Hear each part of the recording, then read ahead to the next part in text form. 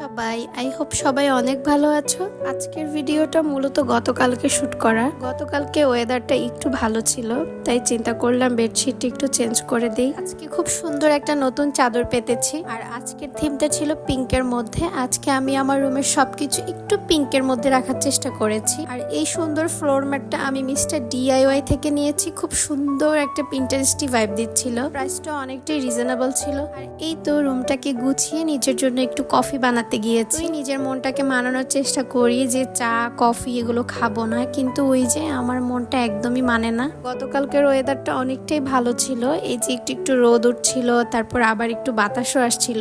এইদিকে আমি একটু কফি নিয়ে রিল্যাক্স করতে বসে গেলাম। মাঝে মাঝে না নিজেকেও এইভাবে একটু সময় দিতে হয়। আমাদের জীবনে কাজের চাপ, ব্যস্ততা, দায়িত্ব সবকিছুই থাকবে, এর ফাঁকেও নিজেকে একটু সময় দিতে হয়। যাই হোক, অনেক গল্প করে ফেললাম তোমাদের সাথে। আজকের মতো এতটুকুই। সবাই ভালো থাকবে, টাটা।